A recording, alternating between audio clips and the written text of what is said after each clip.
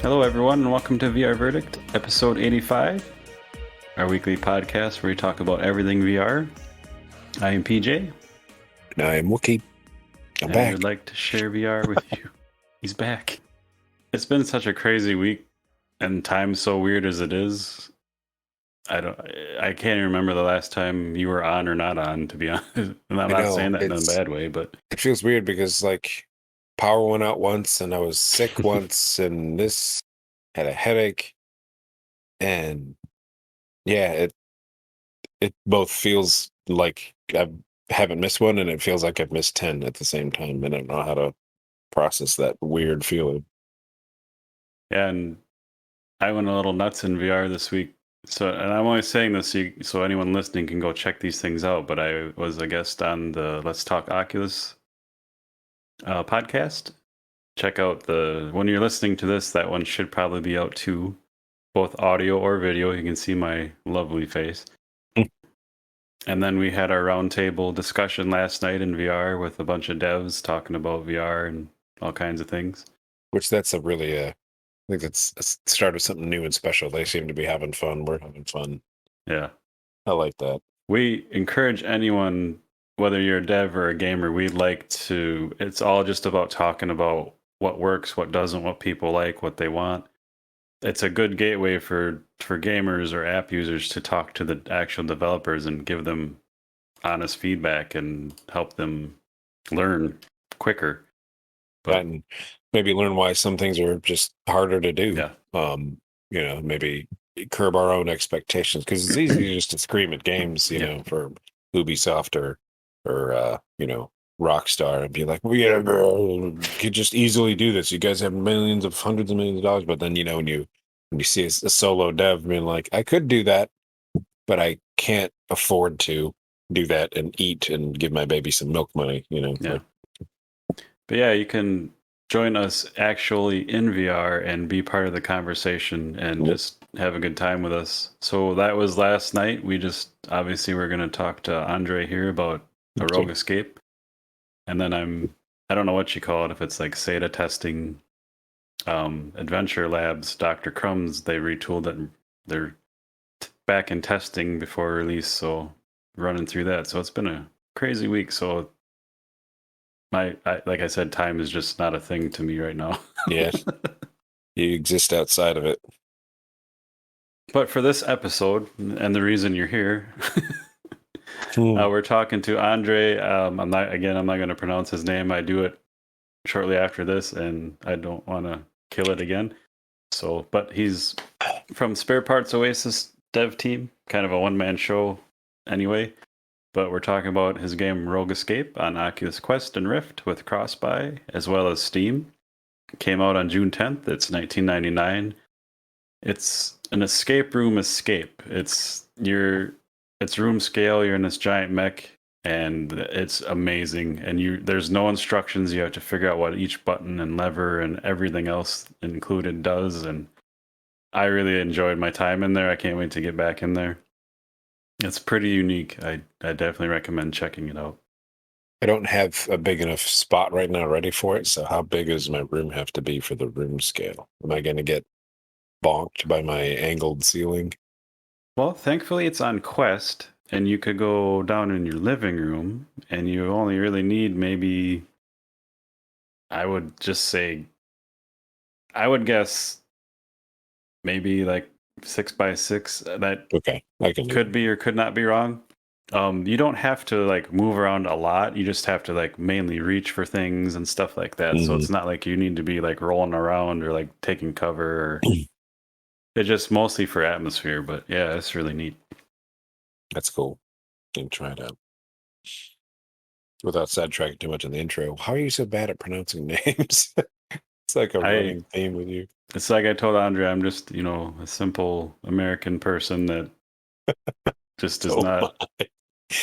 But one of our first recordings when we had regular guy, Zed Poitier, come in and you're like, I'm gonna screw this up. I'm like, it's Poitier, just like Sydney Poitier.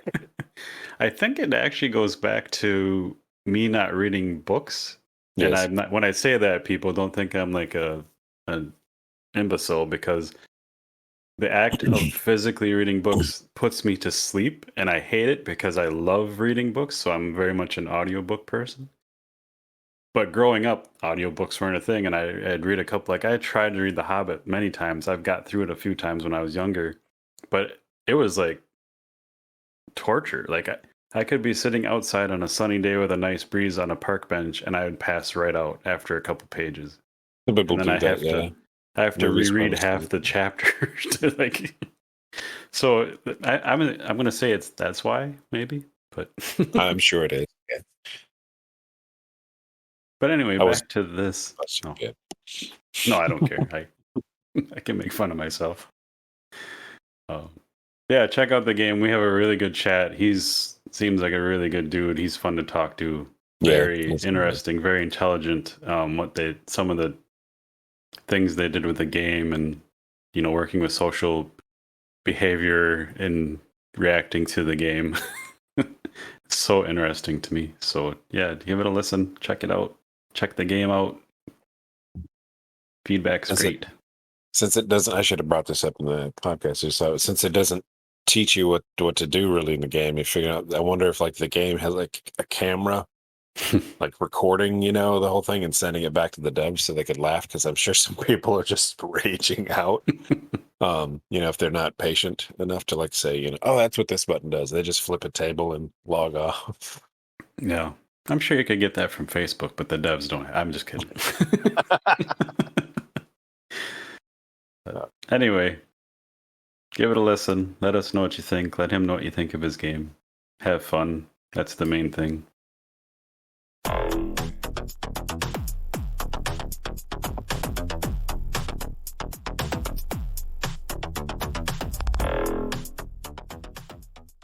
Joining us this episode is Andre, and I'm going to swing and miss at your last name. You can correct me. Interguglielmi. Perfect.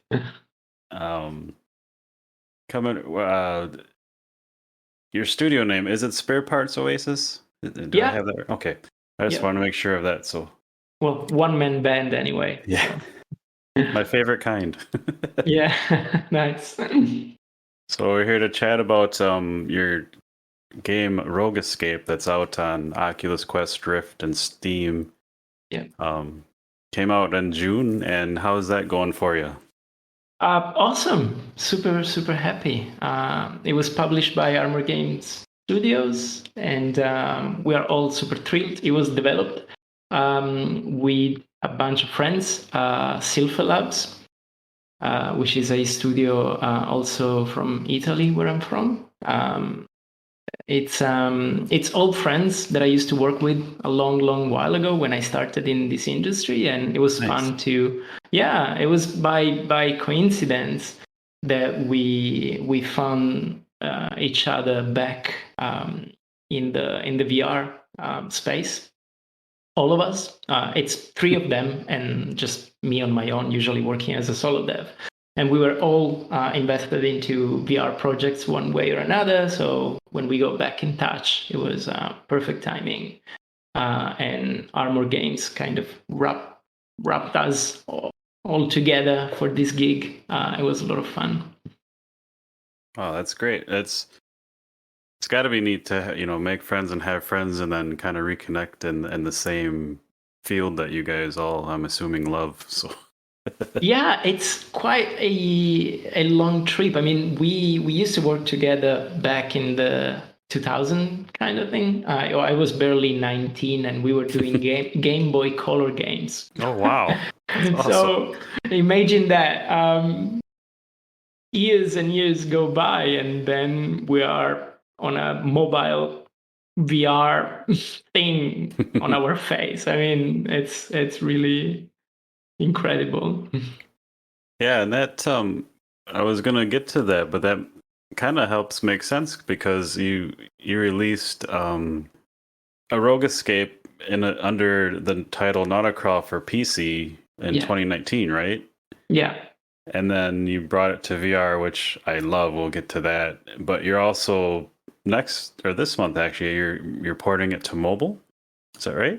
Yeah, it's coming out. It's coming out in a few days, actually. I'm a bad developer. I can't remember if it's next Friday.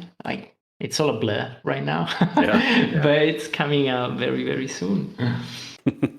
And so yeah, the project is pretty much it started as a crazy PC game where just from desktop I tried to make it as immersive as I could, and then we kept everybody kept saying this game would be awesome in VR. It would be amazing to actually be in that thing for real, and we all knew that it was going to be cool if it ever happened, but we didn't know whether it was going to happen. And then at some point, Armor Games made this possible. And yeah, it was a lot of fun. It was crazy fun to work on this thing because I spent close to 2 years, if not more, working on this as a PC game. And so on the PC version of this game, it's not a port. So the VR game is not a port per se. It's completely redone from scratch. So I spent 2 years working on the PC version of this thing, imagining this cockpit. For those that aren't familiar with the game, you are stuck inside this massive mecha, this big house-sized machine. And the premise is that you are stealing it to get away from some bad guys. And it's all a big mystery. You don't know what's going on. You don't know how to control this machine.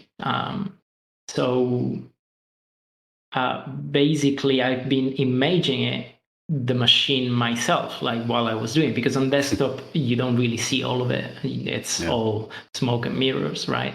Yeah. And then at some point, we started with the proof of concept, so we had to pretty much put the models there. There wasn't even textures, but I clearly remember working on the VR project when one day I get the models from the Silver Labs guys that were doing the 3D side of things. I was just programming.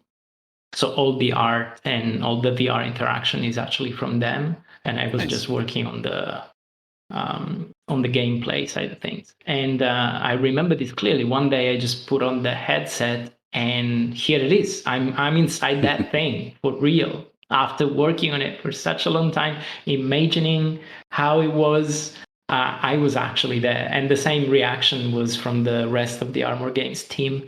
Everybody was like, whoa, this is weird. We are really in there. And I guess that's VR for us. Yeah. How close is the final product to what was kind of in your head as just kind of what you thought it might be? It's so given that I started as a solo dev, and this time it was 4 of us plus a publisher plus Oculus also checking on us and all of this. So it was quite a lot of people this time, and it's definitely different.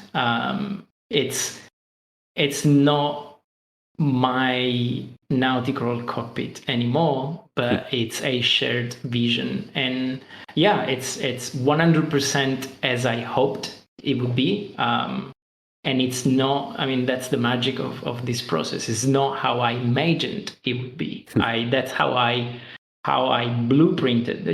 It really works like building a real thing, right? So I blueprinted the thing and I gave it to the modeler, and I was like, that's pretty much what it looks like on paper, on a schematic.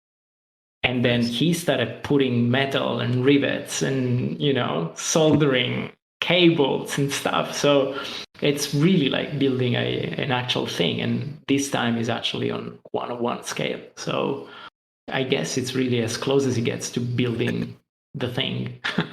Yeah. And even language and communication wise, it gets really funny because you start talking and moving and touching pieces of this machine and you start talking about it as if it's real. We used to refer it as the land cockpit and the sky cockpit.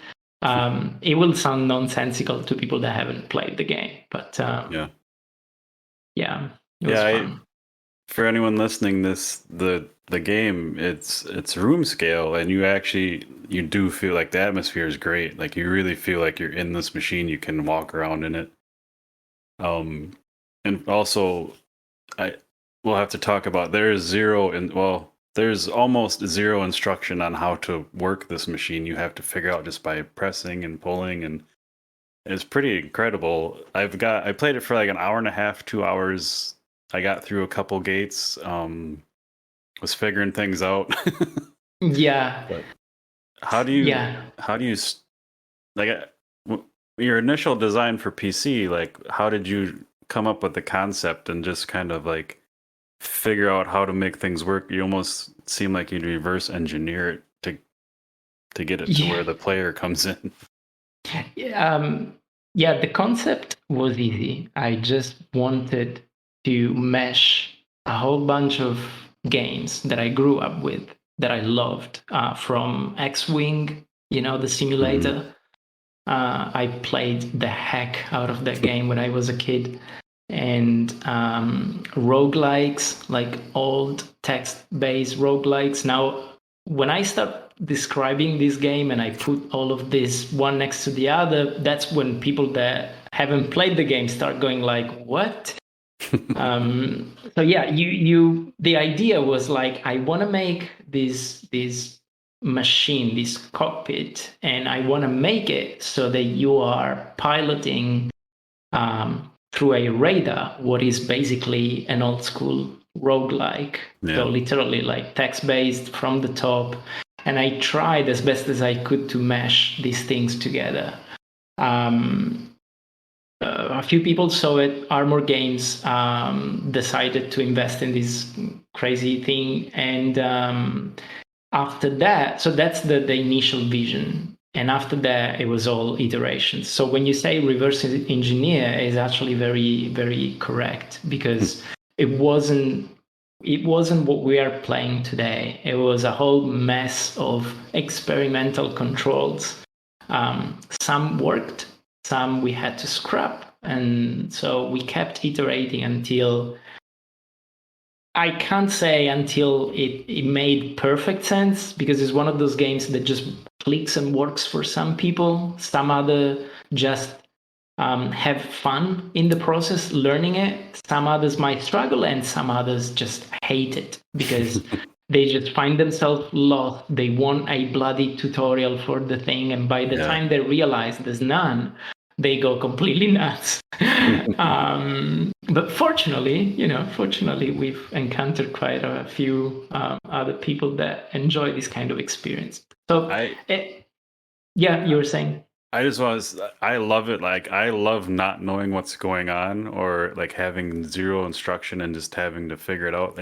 It definitely gets frustrating, but I think that's part of it that makes it enjoyable, because then you figure it out, and then you really feel like you're intelligent when you figure something like that out. and this game makes you really feel really smart. That was the whole point. Giving you those moments of like almost like when you see in a movie the hero jumping into an helicopter and magically he's learning it in 5 minutes, taking off from the baddies and flying to salvation. I wanted exactly that kind of feeling, but I knew I couldn't have recreated it in a matter of minutes. So the next thing I had to do was make this fun, or at least appealing to those kind of people that, like you, like me, that enjoy being lost in a situation like that. So that's where the roguelike element comes in a lot.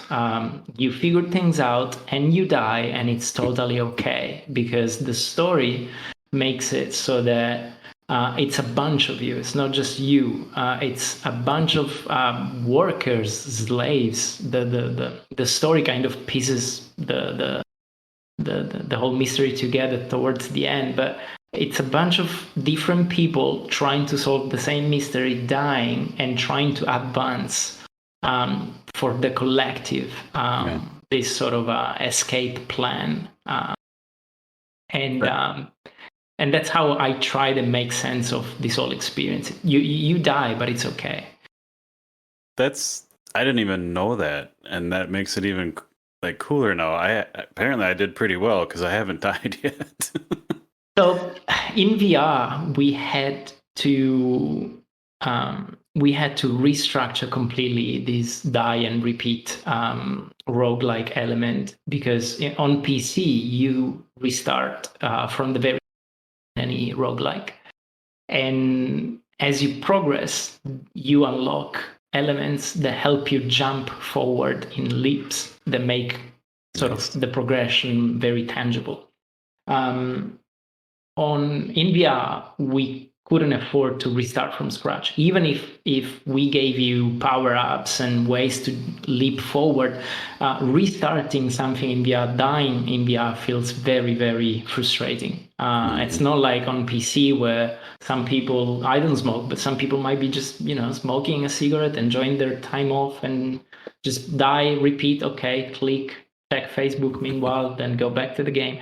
In VR, you are really in there. You are committing to that spare time that you have. You're pouring it into that game. So wasting any second becomes really frustrating. So this time around, when you enter this place, there's going to be way more helpers. There's a tablet that somebody put there for you, and it's going to start giving you hints. You can disregard it or you can check it. Some people didn't even figure it out. Some people didn't notice it. All sort of things can go wrong. But it's kind of a trade-off. Like, either you go full into a game like this, or if I put just a single pop-up that tries and hold your hand, I break the immersion. Or at least that's my vision of this project. So nothing will ever break the immersion. No That's tutorials, no hand holding, just information scattered around, and me just trying the best that I can to grab players at the very last second before they completely lose hope, to give them hints through the monitors, through the controls, through lights and beeps. That's all I have at disposal in that thing. So I use every possible trick, but it's not easy. And some people will inevitably just get frustrated and send me to hell with this thing. I think the only thing you could add, and this is not, I'm not serious, but having a wrench laying on the floor that you can just bang on crap when you're frustrated. Yeah. That's a good idea, actually, or a punji ball or something. Yeah, it's when I first learned of this game, I was blown away because not to bring up another game, but one of my first VR experiences was I Expect You to Die. Mm-hmm. And there's a level in there where you're in a sub underwater and it's kind of halfway through the game, so you're kind of comfortable with it, but like if you don't figure these things out, you're gonna drown. And I love that. I love underwater stuff anyway, but like that level, I was like, I could play a whole game like that. And then here comes Rogue Escape. I'm like, that's kind of what that is. I'm like, awesome. Only it's way more challenging. Yeah, especially initially, that was the other problem with this game. And again, it's a two-side kind of situation. It's a problem, but it's also the fun part of this game. So, and it's when you initially start the game, that's probably the most difficult moment. So usually a game starts easy and ramps up. But if you really want to immerse someone into that situation, into stealing a machine you don't know, and you feel like desperate to do so, then there's not really much you can do. It has to start with you completely blind, and it has to be the most dramatic and frustrating moment. Then again, for those people that don't know the game, it gets smoother, but the game it's not like there's no game anymore. It just changes. It transmutates from escape room, figuring your controls, to actually pilot. You really learn to pilot the thing, and once you're piloting it, the game doesn't end. That's when you start taking it around, and that's when you see in the big radar a top-down map, and it becomes more of a dungeon crawler. That's when that side of the experience opens up. And then after a while, just because the game cannot simply switch from genre A to genre B, the game again puts you inside another cockpit, and again you have to learn new controls and so on and so forth. Yeah, like you said, the machine is like a building, almost a multi-story building. I didn't know that either, so I was getting. It seemed like I'm like, because again, I'm going in blind, and I love it. I don't know how long the game is. I don't know what to expect. It started to feel like, okay, I think I've pushed every button in here. How is this going to work? And all of a sudden, I go up to the next level, and I'm like, oh, here we go.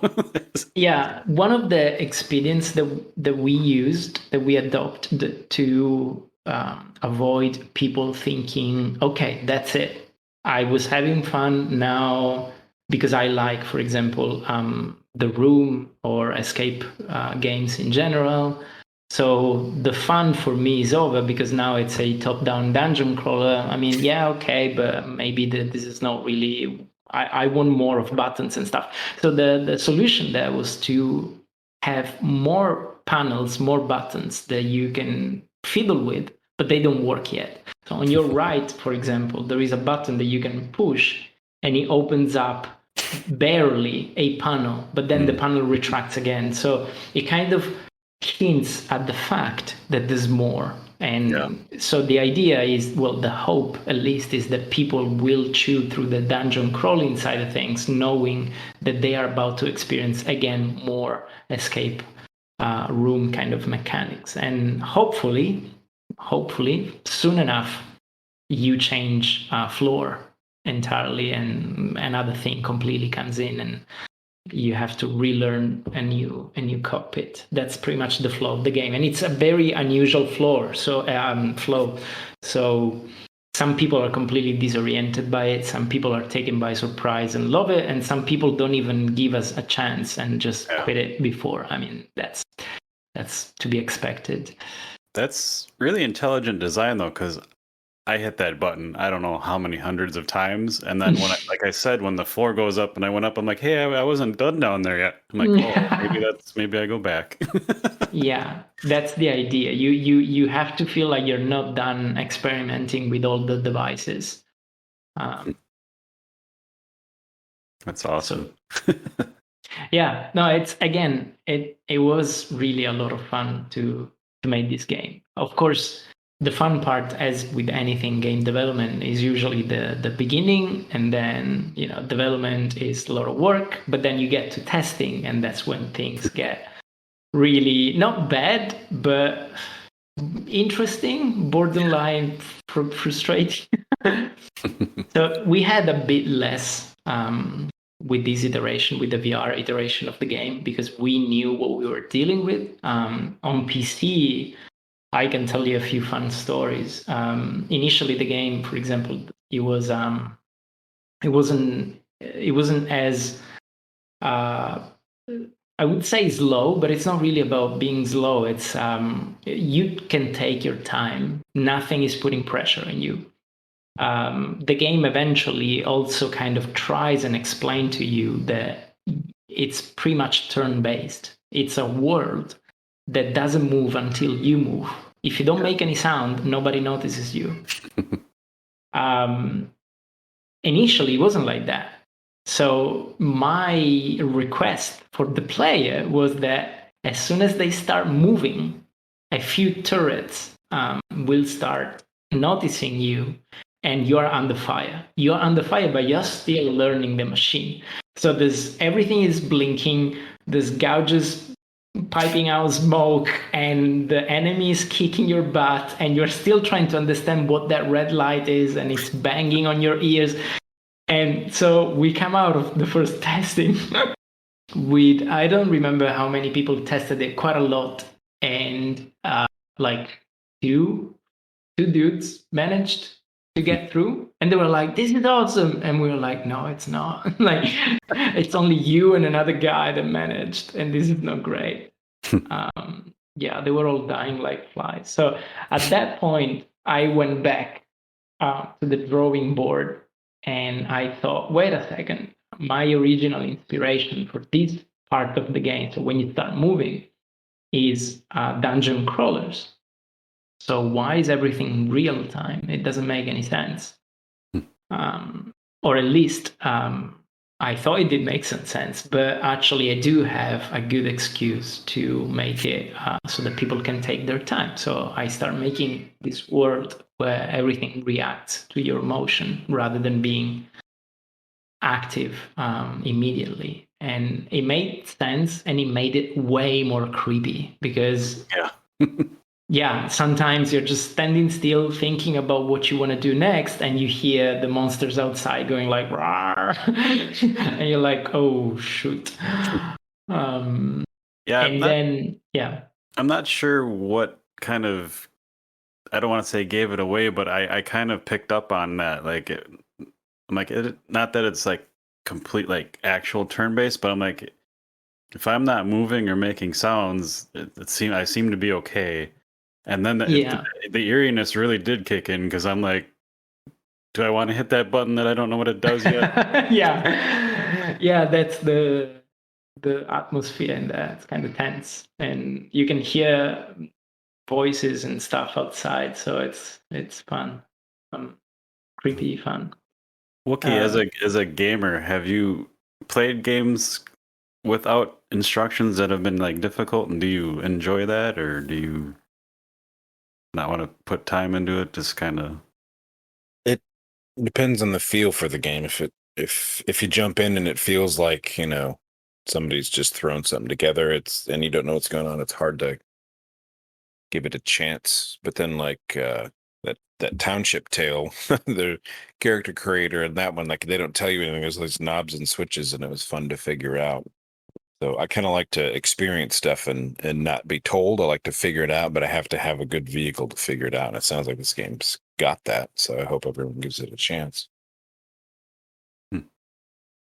Yeah, I think you guys have a really good pacing. If someone's really trying to figure it out, I think, at least for me, like, it was just enough. Like, okay, I've been working on whatever for 5-10 minutes now. I want to get to the next step, and then it's like click.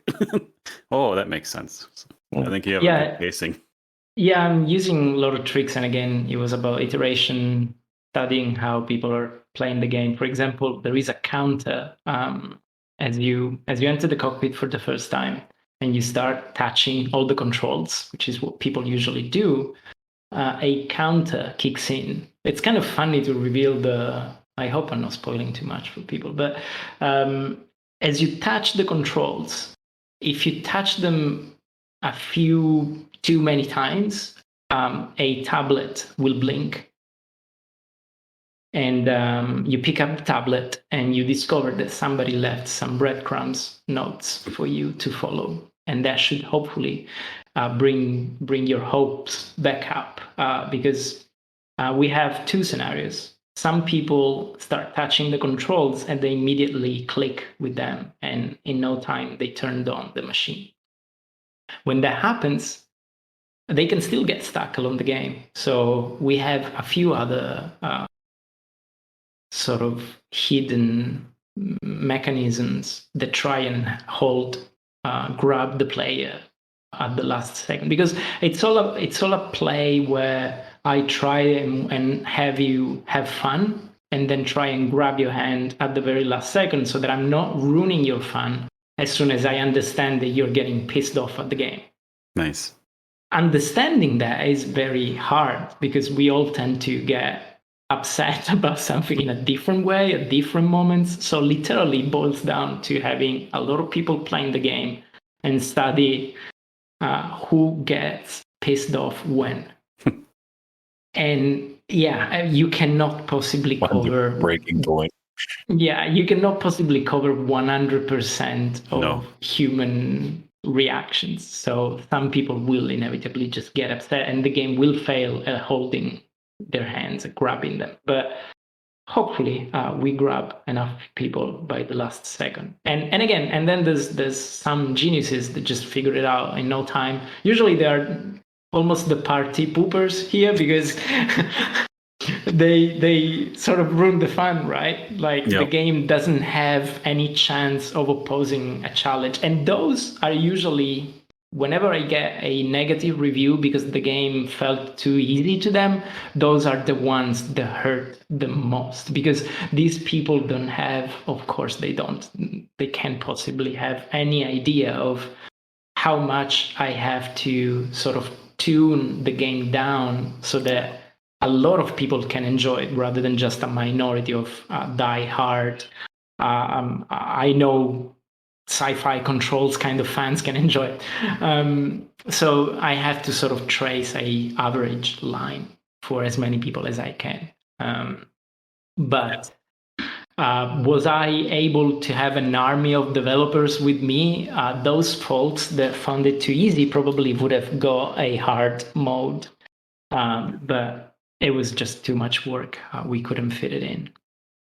Yeah, I was just going to ask if that was an option or not, but it always surprises me, and I don't, maybe you as a developer would be interesting to hear your take. Did you ever plan on being like studying human behavior and all that stuff when you're like, hey, I want to make games? No, not at all. I didn't plan for anything that happened around this game. My producer didn't either. Anybody at Armor didn't either. Like, this game took all of us by surprise in many ways, because it's experimental. There's nothing like it or quite like it. If you split it in all its parts, you can surely find plenty of games that are similar. But when you bring it all back together, it's hard to follow what other people have done, because there's really not much like it out there. So it was all about, looking at other people breaking this thing. And the other complex thing with this is you run out of fresh meat at some point, right? You run out of friends. You run out of people that have tried. My girlfriend hates it. So,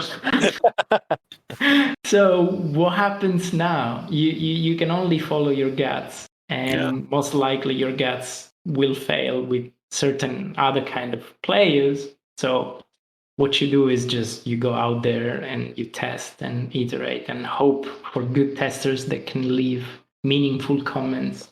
Because usually the first thing that comes out is a wall of frustration. So a lot of I quit it, rage quit. And then a few of those just leave you some still negative comments. And so initially your instinct to reject it.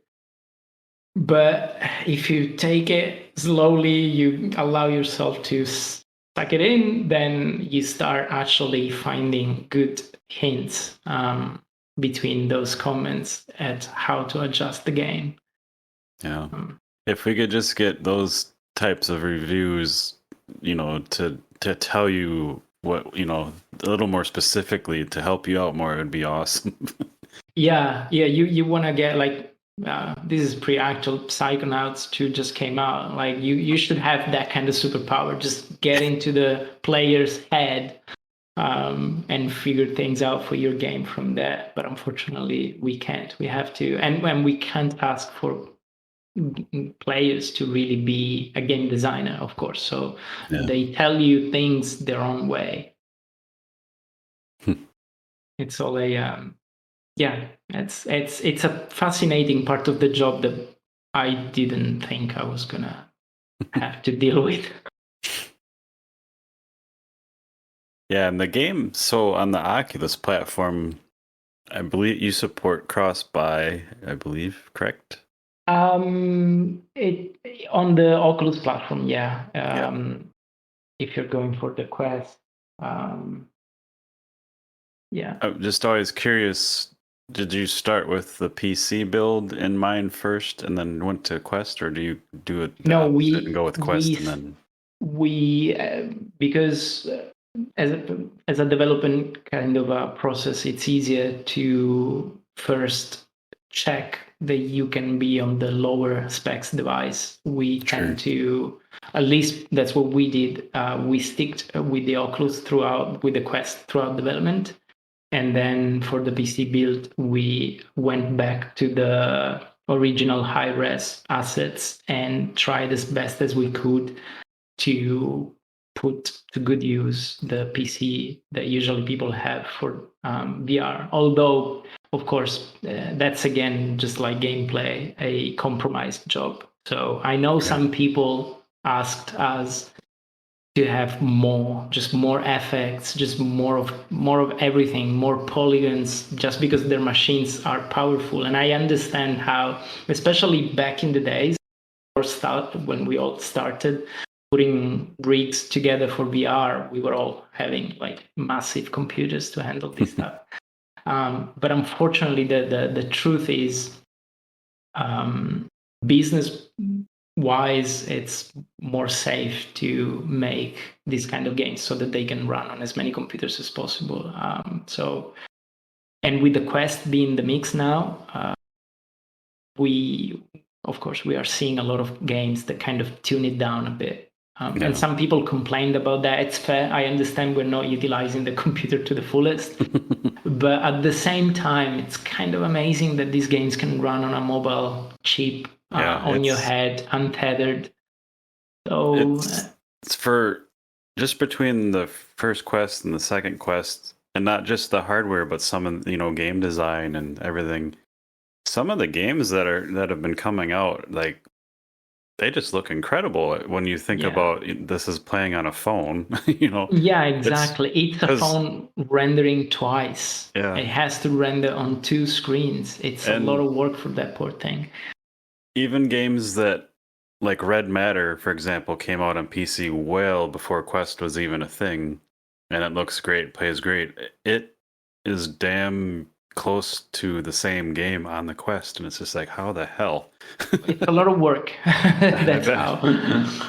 It's a lot of work. That's it's a lot of work in breaking down the assets, making sure that only what needs to move is gonna move on screen. In our case, again, these guys that have been working with me, Sylphy Labs, they were responsible for the shaders, and they tried as best as they could to squeeze everything out of the Quest. So all the lighting, all the shadows, it's all handled with pre-baked tricks that they had to sort of improvise. It's not really something that we can get out of the shelf.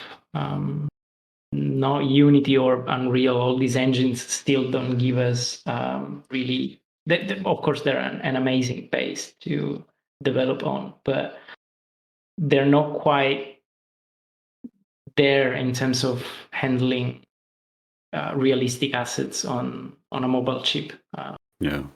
Because the other thing is, usually when you use these engines on a phone, the resolution is much smaller too. So everything just works in your favor. VR is really tricky from this point of view because everything is scaled up real life. Yeah. So these assets are big. You can get as close as you want.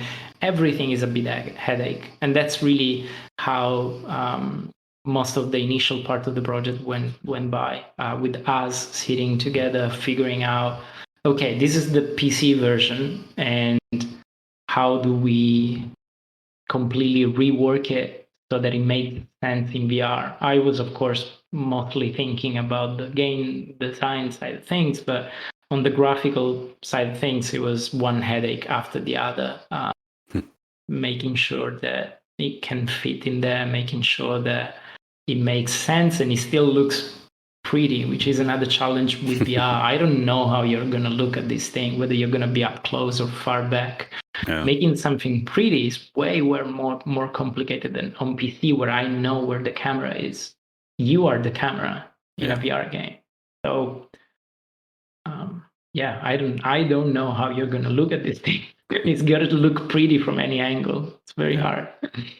I just like to bring up the cross-buy because I personally I appreciate it because the way VR is right now, there's PC VR and then there's the mobile aspect. And obviously the Quest 2 and the Quest before it selling really well, really pushing VR, but if I have a choice, I love PC VR. I like the just everything's easier for me. And games look better, they play better. But I also love the Quest for what it is and having the mobility. So like having a game that just goes between both, I love because whether I want to play outside or take it to a friend's house, show it off, and help sell VR to other people is a big thing too. Yeah, So, I hope people will keep appreciating other developers trying their best, especially in the indie sphere. It's not like we have, of course, more limited resources than LucasArts doing Vader Immortal. So yeah, it is an act of passion trying to support as many devices as we can so that people can enjoy our game, regardless of whether they want to buy into a Oculus with all that he brings, with all the Facebook intricacies. So some people just decide to not want to deal with that, and I fully respect that. And as a developer, it costs a lot to try and bring in all these other people. And right now, we are in a situation where not only it costs time and resources to support PC VR, we as developers are actually having quite a good time on the Quest in terms of infrastructure. Everything is so easy for us on the Quest. And it's so focused. The store is there, it's curated. So it makes a lot of sense for us to be on the Quest. And it's fantastic when people, rather than saying, it could have looked a bit better on PC, they appreciate that we are trying our best to be on both platforms, because the future, of course, is a risk in those kind of cases, because small developers might as well just go like, sorry, I'll just be on the Quest. And all of a sudden you're left just with games on the Quest. And fortunately, we're not quite there yet, and I'm sure things will keep progressing on the PC VR side of things too. So it's not likely to become a monopoly, but the Quest works really well. Like, bottom line, the Quest works incredibly well, even for us developers. It's a great machine. It's a great piece of kit. So let's hope that we can keep moving this technology forward in a way that is really, truly democratic, just like with gaming in general. Let's hope it doesn't become even more niche than it needs to be. Yeah, and just for Rogue Escape, I fired it up on the Quest 2 first. I haven't played the PC version yet, but it looks great. Like, I totally immersed, totally blown away. So thank you. Were you gonna say something, Monkey? Yeah, sorry, I cut you off. That's fine. I was just gonna go back to like having the Quest and the other versions like on Steam and stuff, and having the cross-buy, because the game like Warplanes, the World War I airplane fighting game, like PJ Link's like, hey, you can make your own levels, but you got to have the Steam version to do that. But the Steam version, you can upload it to the game's, I guess, servers, and everyone, and on the Quest, I keep seeing, custom levels. It's like, I would love to do that, but does everybody have the ability to keep purchasing the games twice if you do that? Because, I want to go make a level, but do I buy the Steam copy as well? There's the itch.io, and it's like, cross-buy would be so great, but I understand that's probably hard to make standard. Yeah, it's a miracle that at least Oculus owns both a PC platform and a mobile platform. Seeing Steam cross-buy would be fantastic, but when it comes to these kind of colossuses just dealing with money, I lose track. I have no idea whether it would make any sense for them, to be honest. It would be great for sure, especially for those kind of scenarios like crafting games and content creation kind of games. You could totally play the game on the Quest because you want to play in your living room and it's easier, and then crafting, then you go back to your studio when you have your other headset connected to the PC. Keyboard and mouse, more inputs. Yeah. We'll see. Yeah. It's such a young technology. It's so young. That's the other thing I realized working with it. I realized two things, both leading to the same conclusion, which is what I just said. It's so young. It got to an amazing place, but it's still like a green field of possibilities. These two things are, first, green field again. Like the moment I started thinking about games on this thing, everything came to mind. Literally everything. I have so many ideas that I would like to eventually do on VR. I hope I will eventually get to them. I'm taking a small pause for now because it's been quite draining to be in that thing 24/7 for a year. Yeah. But I would love to get back on it, and I have a lot of ideas. And so, yeah, full of possibilities for developers. And the other thing is, it's so young, and it will change so much, even though it will basically stay true to the original idea, which is immerse you somewhere else, right? But I believe by the time these things keep shrinking down and they become glasses, it's going to change completely how we use them. And I'm not the kind of person that will love necessarily to go around with connected glasses. Actually, I would hate that. But coming back home and using this technology more in fun ways without excluding the rest of my family, I think that's going to be the turning point. I come back home and we are watching TV together, and it's not a clumsy sci-fi thing on my face that scares my daughter, but it's her glasses. And we use it to watch TV like we are at the movies, which also brings back good memories of when, I don't know if you guys remember the 3D movies, when you turn to the friends next to you and you laugh because they're wearing those blue and red glasses. Only these are going to be likely in a few years' time just plain normal glasses. So no laughing. But like the glasses. option to tint them any color we want. Yeah, man. Yeah, I'm sure by the time they do something like that, somebody's gonna come up with the red and blue lenses just for the fun of it.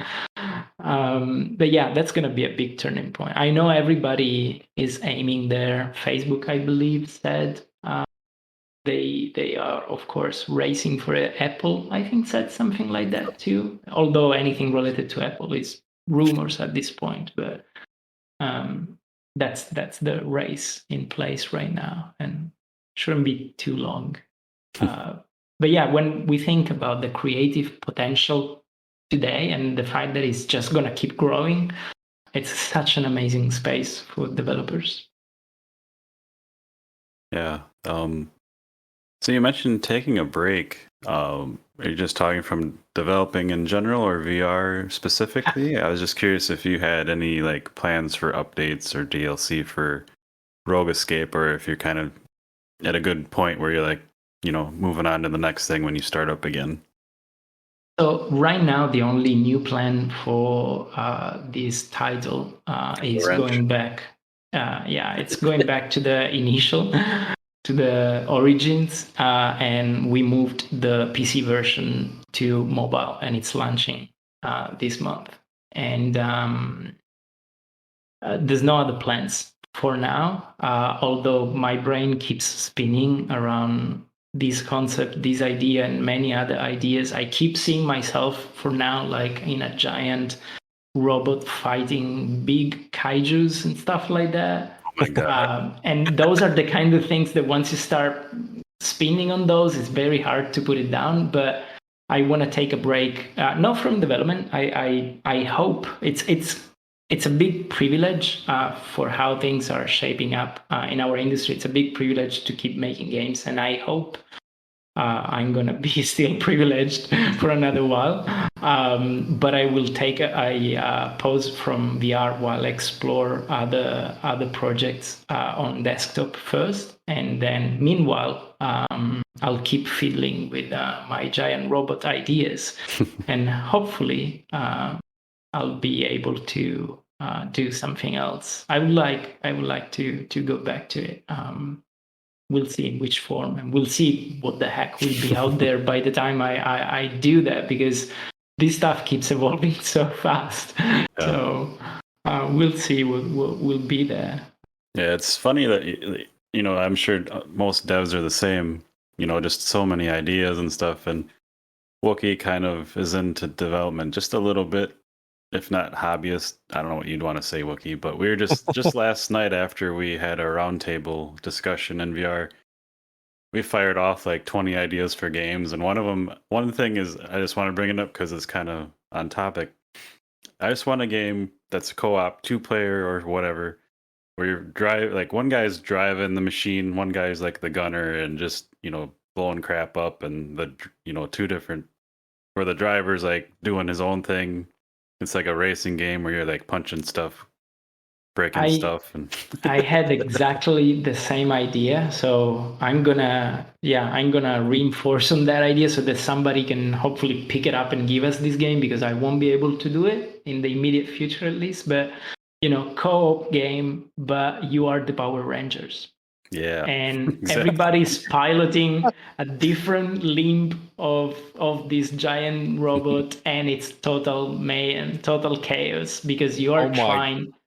God, I'd be one of the legs, and you guys would never get to the goal. Yeah, you are the one responsible for moving half of the thing forward, but then the other friend is responsible for punching in the face the big kaiju. That would be the final party game. Yes. But party games are another big kind of tough project to take in because of multiplayer, server interaction, and then you have to sell to people that have friends, and that's not always the case. I'm the only one in my circle of friends with a VR headset, for example. Yep. But there's ways around it, on room-based server distribution and stuff like that. But that's one game I would love to play. I also thought about it. But yeah, somebody has to do it. Yeah. And that'd be a great, like you said, you hanging out with your family and stuff. That would be, if you had 4 or 5 headsets and your whole family could play that one game. Like growing up in my childhood, like our family would have got along a lot better, I think, if we had that experience. I don't know. Or it might have went the other way. Who knows? But yeah, he's kind of a bastard in some games, so Well, you can't punch anybody in the face or you break the game. So that's one thing at least. Break my hand on it. like you were saying, with so much potential, yet like asynchronous games are still a thing like I really enjoy, and I'd like to see more of for people that can't do VR for whatever reason. And just like in the same room games like Resolution with Acron, where the VR player's a tree and everyone is playing on mobile and they're the squirrels. Like it's just such fun stuff that you can include everyone in if you have one headset, type of deal or whatever it is. It's just there's so many options, so many places to go yet. Yeah, one of the key moment, I think, one of those epiphanies kind of moment that I had about VR as a medium was when I played Super Hot. Not Super Hot per se. The game is fantastic, but it wasn't about the shooting mechanic or anything like that. The moment of realization of the potential of this thing for me was when I was in the main room where you take the missions. I don't know if you guys played the game. So you are in this room where you take the missions. And there is just around you, there is a bit of a mess desk. And then there is on your left a desk with a trash can. Is that how you call it? Yep. Below the desk. And so what I did was like, what's inside the thing? So I went on my knees and I stick my head on top of the can to see what was inside. And at that point, and the room is so tiny, so you don't really need that much space. I realized whoa, I'm looking inside this thing under a desk for real. I did the And- same damn thing. Great. So imagine the possibilities inside that trash can. There could have been a whole freaking world. And in fact, this is another fun thing that kept coming out about a Rogue Escape. So when you turn on the back, of course, there's still assets. There's still 3D stuff, right? Yep. On PC, there's nothing. There's black void. But in VR, there's the continuation of the cockpit. And the 3D artist, Paolo, he kept adding detail. There is a door, like a big, chunky, metallic, sort of submarine kind of looking door. And he kept adding details to that door. He really loved it. And then at some point, he added a red light on top of it, and then another trap door next to it. And I was like, dude, if you don't stop adding detail to it, people are going to think that they can just open it. And they're going to want to go to wherever that leads. And the artist was like, oh, I didn't think about that. And we all realized at that point that there could have been a game in there. So we started fantasizing about the game in the game. You know, you unlock that door at some point and it goes completely somewhere else. Like, this is VR. There could have been really another game in there. That's what you can do. Now, whether it makes sense commercially, whether you're just stinking rich and you can do that and pull it off, I don't know. But VR allows for it. And so, again, as a creative media, it's just so cool. Yeah, that was some of the potential I was expecting back when I first got VR, and there was the Oculus room, and you could put a console there and you'd plug the game in and launch the game and all kinds of cool things. But I always thought it'd be neat, like with your game, say I own Rogue Escape, maybe Rogue Escape 2 comes out down the road.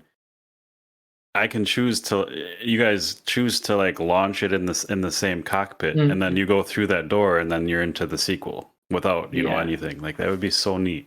Yeah, you can do all of that. Unfortunately, in game development, all of that translates, of course, to business decisions. And that's where it gets really tricky, because you are hiding content. And, you know, making a game is all about making it obvious that the content is there. So you're taking a risk just because it's cool, but it is cool.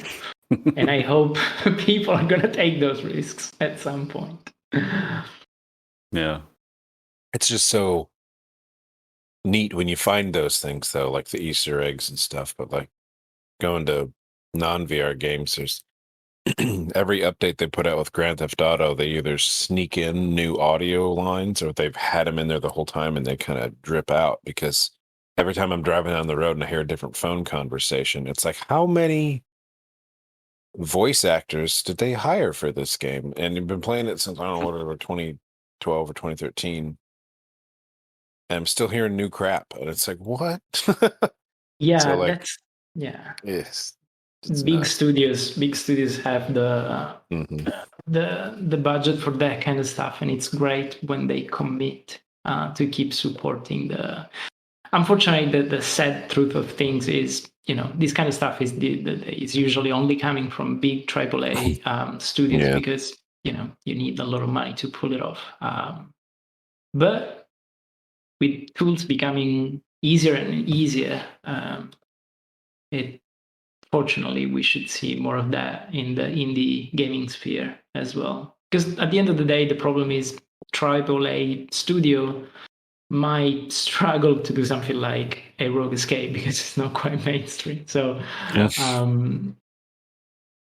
for a studio like that, like for a big studio to do something more edgy would be cool. And then they would also have the budget to really make this like Disneyland of, you know, mechas. So fingers crossed for these big studios to embrace VR more and more, so we can enjoy some crazy stuff.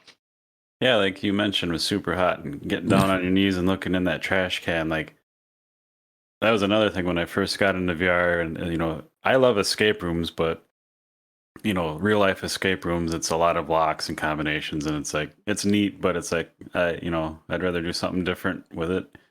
In VR, like to my mind, an escape room, like you would stick your head down in there and find like a note attached under the desk. Like you would really search out the space instead of just kind of like a lot of games, like something will be highlighted and it's like, oh, come on, I want to figure it out. Like I don't. Yeah, that's the thing with the medium itself. It's we are still approaching it as a classic video game. So most of the experiences on in VR are very linear. Yeah, and VR allows you to do so much. Like when Wookie and I play shooters, like I am crawling on the floor, literally in real life, crawling around on the floor. Yeah. And I would like to do more of that. Or now games have kind of, and I don't fault anyone for anything. Like I love having, I'm all about all the options you can throw in into a game with like locomotion and all that. But then they just started, it seems like room scale has gone away a bit. And just searching out that whole play space kind of thing has gone away a little bit, which is kind of sad. It cuts away some of your audience. With the Rogue Escape, we took a bit of a risk. Some people complained the room scale was a bit too big, although it kind of backfired because you don't really need that much space. You just need to enlarge the area so that when you are swinging your hands around, you don't see the barrier showing up. Yeah. But then the controls are just around you and you don't really. So by design, I wanted this to feel like you're piloting almost a boat. So you're not in a Formula One car where everything is tight. It's more like a boat. So if you want to, open up a gouge, you have to look on your left and maybe make half a step or just, reach for it. That's the kind of feeling that I wanted to give. But and overall, people really appreciated this. But yeah, some people told me like it's a bit too big for my apartment. So I tried to explain to them, look, just enlarge the area and don't worry about it. I mean, don't hold me accountant or any of that. But unless you have vases that you can smash around, hopefully you should be fine in terms of space. You're not going to have to walk literally around the room. Yeah. I'm always curious. Well, maybe you can answer this because I think I've played some games that have done this. Is there a way, or like with room scale, is there a way you can actually scale like the game space to the actual size of someone's boundaries? Not as a user. While we are making the game, yes, although it's a lot of headaches, even if we do it, because everything needs to be placed very carefully. But technically we can do it easily. Not as a user. I don't believe there's any option on any of the headset that allow you to do that. Also because it would be incredibly cool, I think, but at the same time you would put us developers in a lot of troubles because you could easily break the game. Sure. And we wouldn't have a way to know what happened. Like, hey, at some point my head was through the roof. This game sucks. And I'm like, what happened there? Like, why was this guy so tall? It's that's one of the downsides, or actually just the price to pay with VR. It's physical. It's literally there. So, for example, while we were designing Nautical, we were lucky enough that I'm average, I guess. I gotta do meters. Sorry, guys. So I'm 175, and there is another guy working with us. He was really, really tall, 190 plus, and I if you're all from the States, these numbers won't make much sense. And then there was another guy that was shorter than me. So we really had it all sizes. Nice. I would have loved to make the game easier to enjoy sitting for accessibility, which is something I care for a lot. But again, unfortunately, it comes down to development time. But at least we were able to test the game at all heights. and you have no idea. Like one of the tall guys was like, guys, I cannot reach the steering wheel because he was too tall. That'd be awesome if you could, like, with a tall person, like, tracking, like, if their head actually hit something on the ceiling and you could add a sound effect like a ding. Yeah, actually the head is the only thing we can track, so it would make a lot of sense. We went for something smart instead, and we went for a adjustable platform. Nice. And the whole intro of the game, if you've noticed, if you've played it, is designed around this platform to make you understand that you can actually go up and down with one of the joysticks on your controller, so you can adjust your height in the game. Because I really hate tutorials, so even on that, I didn't want to put a screen that said, "Hey, you can use your thumbsticks." Instead, I created a whole section of the game to teach you that. And you can keep doing that through the whole game. You can keep adjusting your height. Some other developers go for a fixed height, which in perspective is probably an easier choice. I should have gone for that. There's not really much harm done in that. If you're 2 meters, you probably find yourself really being at average height. And if you're too short, finally, you're tall. But in general, I believe it has been proven that it doesn't give you uneasiness. So it's an easy choice for us to fix the camera at a certain height. I took the hard path, but there's options.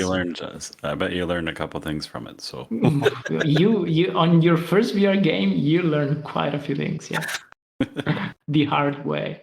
As you're making mistakes. Yeah. Well, it's true to game in general, it's true to any work in general. But yeah, VR is really its own thing. Yeah. Well, we could keep going. I'm really enjoying the chat, but with the technical issues, I also don't want to take over your whole day. Before we wrap up, is there anything that we didn't get to talk about that you wanted to talk about, or anything you wanted to cover or share? Don't know about the other guys if they want to ask anything, but yeah, I think I've pretty much touched on all the fun things that I could have thought of. Well, okay, from all the chatting about it, are you thinking of trying it out, or do you like the sound of it? Or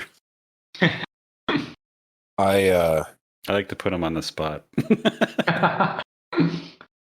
Well, you guys were, I hate to get in the middle of the back and forth when PJ's on a roll. It's fun for me to listen to, and I need to maybe chime in more sometimes. But the game itself, it sounds really intriguing. I do like being dropped in and not knowing what's going on. So I'm curious to see that at that point. So yeah, I've got a $30% off Oculus coupon. Maybe I'll pick this one up, or I'll buy it full price. I don't know. Wookie, don't you leave me a bad review, all right? I'll ask for some coupons actually, guys. If you can remind me next week. Oh no, pleasure. So yeah, do remind me. Wookie, I'm looking at you. No negative reviews if you find it too frustrating. Okay. I will. It's weird for me with reviews because a lot of games, like if I can tell it's not something I'm into in 5 minutes, I will drop it, and PJ will hear about it, and PJ will be, just shut up, I don't care. No, I'm more of like, just play it for a half hour. Come on. Yeah, I'm also the kind of player that needs to be convinced, and then usually I'm pretty flexible. But I tend to be very picky initially. Like, no, this one I don't like the logo. If there's heart and soul into it, I will give it the best chance. Like if I can tell, like this is someone's passion project, I will give it every minute of the day. If it's like a quick cash grab, not digging like a goat simulator thing, but like, let's just throw a game together and see if we can make money on it. If it smells like that at all, I'm going to be, 5-minute timers running. That's in indie, the indie space can bring us a lot of that passion, fortunately. That's where things get really funky, and it's great. Yeah, sometimes the weirder the better. Sometimes they need a little more. Yeah, although there's exceptions. I mean, I really enjoyed all the Vader Immortal games. I think those were super sweet. And although I would have loved for them to take in more risks, like give me way more spaceship scenes, like a whole game like that, please. But at least, the Star Wars universe thing is so underdone. I'm still mad about what was the MMO? The Old Republic MMO, which I really thought was really good. And like, what was that, 2009 or 2011? And I have 2 of the Lego ships from it because those ship designs in that game are so cool, and you get to go in the interior and it's like your house. But it's like, I want to take off out of the spaceport and land myself. It's just loading screens. And that's the thing.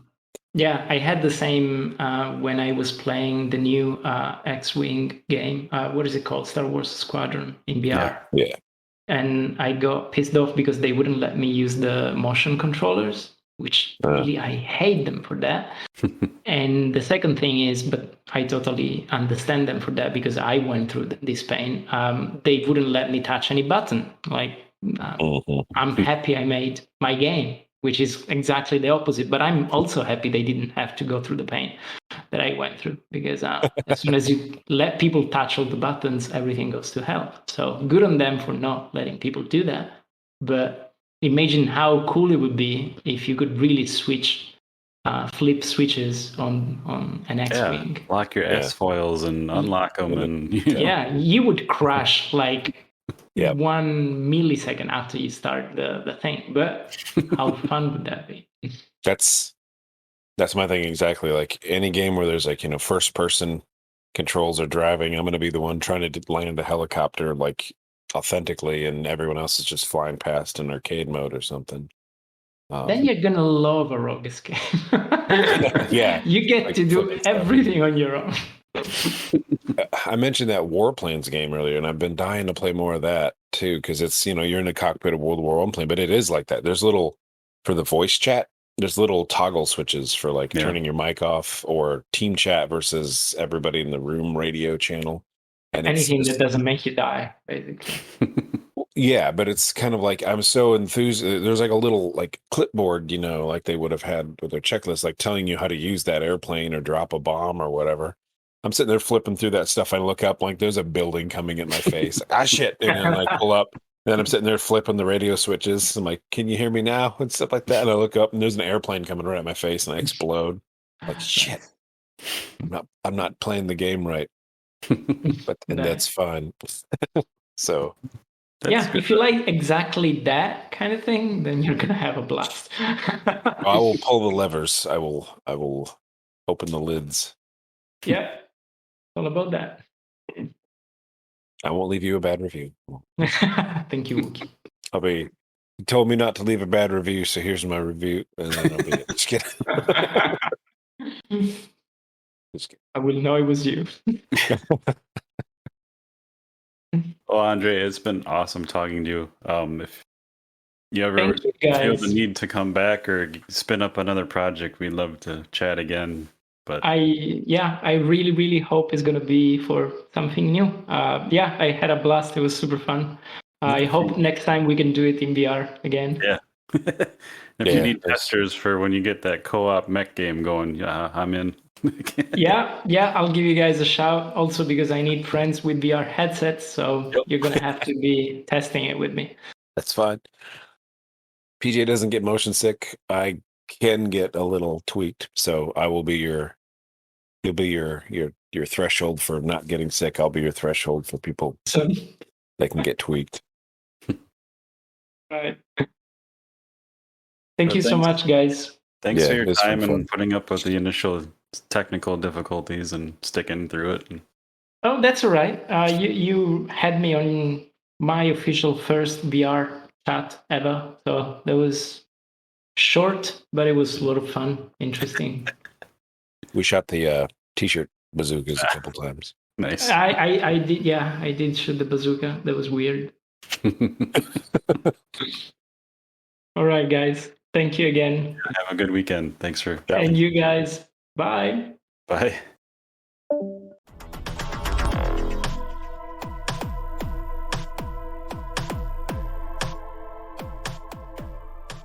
Well, everyone, that was Andre. I'm not going to butcher his last name again. If you want to hear that, you can go back to the beginning of the episode. From Spare Parts Oasis, talking about his game Rogue Escape on Oculus Quest, Rift, and Steam with cross-buy for the Oculus platform, which is awesome. It's $19.99. If you don't get frustrated with things, it is. I enjoy it. It's got a lot of atmosphere. It's fun to figure things out. So I recommend it. But yeah, it's also, if you're listening to this and you're not into VR somehow, there's the PC version, Not a Crawl, and then it's also coming to mobile this month in a couple weeks. So check that out if you can't do VR. Which you should try it if you can. Is there a big used market for like Oculus Quest 1s, or are they just find? Or I think there still is, because the devs are still made to make sure their app or game works on both. They're not being sold at all. They're not available, but there is a used market for them. Like, I have one, and I would give it to anyone. Just give it to them if they would say, "Hey, I'll play something once a month." Or if all of my in real life friends live nowhere near me, so we've been talking about location based games coming out, like Pirate Trainer coming out this month with the, I don't have it in front of me, so I forget the terminology, but it's basically hide and seek shooting each other, and it builds the map around you in real life. And I want to play that really bad. Thankfully, that sounds fantastic. We talked about this. I was on, I guess, on the Let's Talk Oculus podcast, which will come out soon. We talked a little bit about it, but I was a day away from getting the beta key right before COVID hit. And then COVID became a thing. They're like, we don't want to encourage people to be near each other. So they didn't go ahead with it. But in the meantime, they have put a lot of work into it. There's now a co-op mode. There's an online mode. They added a lot of stuff, and I'm glad to see that, because I don't have someone in real life I could go outside and play that game with, which was the initial intention. So I'm super happy they did that. So that's very cool. I would give my second headset away just to check that stuff out. But thankfully, it'll be online too. So hopefully that works well. Yeah. I'm missing more and more. Maybe it's just the weirdness of the times. I'm missing more and more like a couch co-op. VR does a pretty good job. And listeners can't see this. And if you don't listen to the roundtables and stuff, but like we did the dev roundtable that you've set up last night, and I was just having issues. I've had 2 weeks of just weird fun, so I feel bad, but I was having issues getting in, and when I got in, I must have had the volume down on the headset from just putting it on and off. You were talking, and the other guys were talking. You were saying something to me. I couldn't hear you. I leaned in, like I leaned closer, like that was going to help more. And it just, when those things happen, it's just like, it feels like you're closer to people. And it's, even some of the devs in the first roundtable we did was they're like, this is cool to have a chat like this. And, they don't get sleep or coffee or, personal connections because they're working all the time. That like, it's so cool to just chat like this, and so it's even more like it's a blessing in itself, if that's the right word, to be able to have something like that when you're remote like this. We're a couple thousand miles away from each other. But then it makes me miss the couch gaming even more, because it's like, damn it, like how do they couldn't have done much better without Sword Art Online or whatever, Matrix sticking something in the back of your head. Yeah, but even still, We really need to get that Emu VR going so we can do that. But Yeah.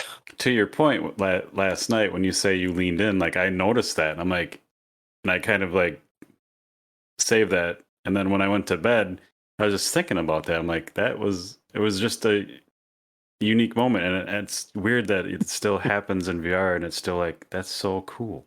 Yeah, it's because not we something haven't that's played. gonna wear off. Yeah. Yeah. We haven't hung out or played anything in a couple weeks due to, you said you're going through fun stuff, and I've been doing a lot of like outside things because I want to get things done before we get locked down again, if that happens. But so we haven't hung out. So that was like, it actually felt even more real, even though we've done it many, many times. We do it every week in our booth. Yeah. But it was pretty amazing moment, and it's weird Just to say little, that. But those little sparks of like, you forget you're not really there. And I always go back to the thing when I thought the barrel was gonna, save me in an Elven Assassin, but it's like that's still gonna happen. My like playing that Warplanes game, and you're just so in awe of that. Even if the awe part of the game wears off, I'm still gonna be doing stuff like, flipping those switches, and your brain, it does a good job. Yeah, and to the same point, we were with the Dev Roundtable last night. For anyone who hasn't been in our booth or the Spatial Ape app, we have our own area and we do the podcast and stuff. And there's a bright blue sky, and I really need to. I've been writing stuff up, but I want them to put like a roof and make our booth darker because we always do stuff at night because we're the bad boys of the space.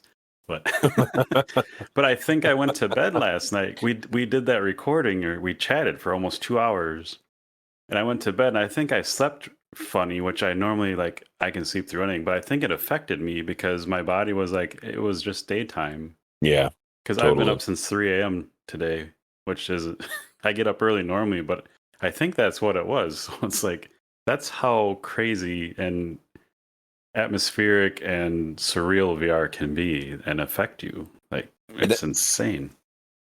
Me and my girlfriend have been talking about a bunch of crazy stuff too, about consciousness and all that stuff. But it's like the brain is so weird because you can throw it into a dream or VR or reality, or sometimes when you feel a slight disconnect from reality, and it's like, am I like, you really here? Like sometimes if you're tired or you just haven't left the office for too long, or you're staring at your screens and stuff like that. But it's sort of like the brain does such a good job about just like adapting and whatever it's translating and doing. It's like VR, like I didn't sleep well last night either. I think same thing happened. I wasn't quite in there as long as you were, but we ended at the same time. And I was like, I got up and I was just like, I did not get restful sleep. And I think that, and you said that makes perfect sense. Why do I feel a little groggy? Yeah, because when I was kind of like in that moment where you're kind of waking up, I think all I could see was the blue sky with those fucking clouds. Clouds, like, God damn it. And the rolling hills. It's like calling me home. Like, what am I seeing? So even if there was like a light switch that we could turn to like dim the sky, and have stars and cool stuff. I don't know. But we have, there's all kinds of stuff planned. I just want to kind of let them know what's going on, because I've had other people mention like, wow, it's really bright in here. Like, yeah, it is. just imagine having a dimmer on the wall, the whole fucking, environment. Well, like big screen does that. Calm down. Yeah. It's really neat.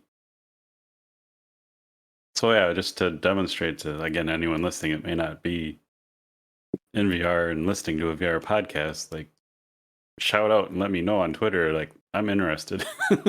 But yeah. You mean anyway, from the audience, or? Yeah. Sorry.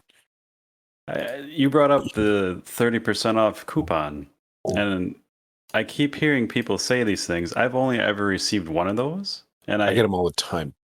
So why am I not getting them, I wonder? And I've heard a couple other people like say, what is that? I've never gotten that. So that's interesting. It's probably because I was like, fuck you, Facebook, and I haven't bought a game on the store without a serious discount or the freebie.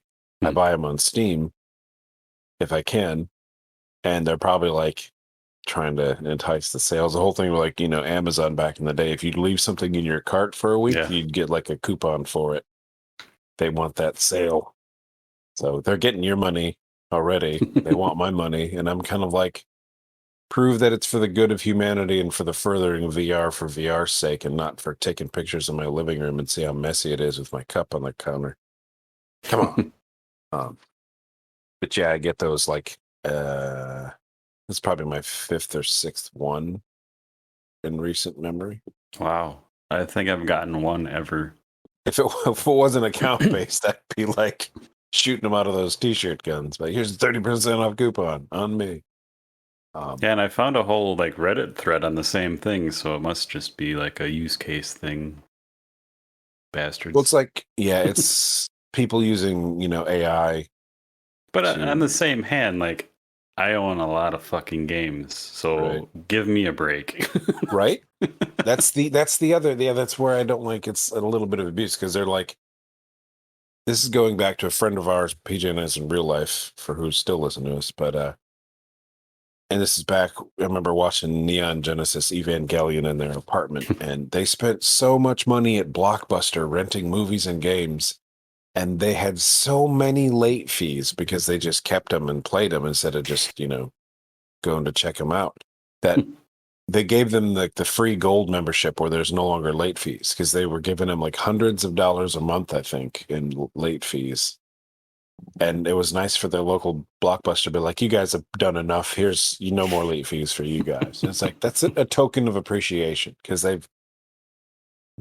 for the amount of money they probably spent on late fees. And if Blockbuster was still around, and there wasn't that one, one left, they would probably, like, for that amount of money, they'd still be, renting movies if they just legitimately use that money to rent movies. There was so much going on.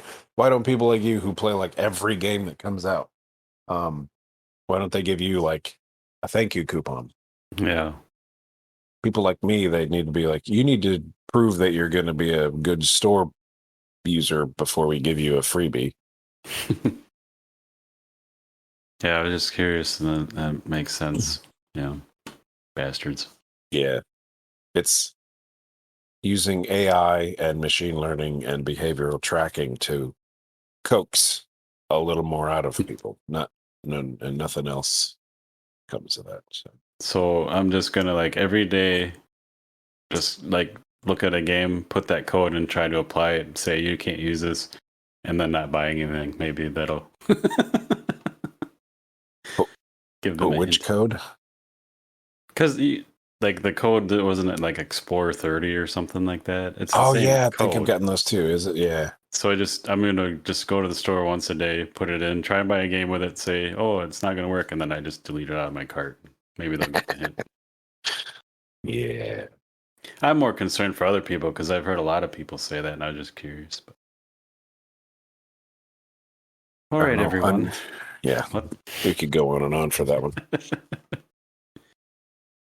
Thanks for hanging in there, listeners. Yeah. But yeah, give Rogue Escape a try. I dig it. Get Andre some feedback. Give him some good reviews. If you're, honest reviews are the best reviews, no matter what. But for this episode 85, I am PJ. I'm Wookie. And this was our VR verdict.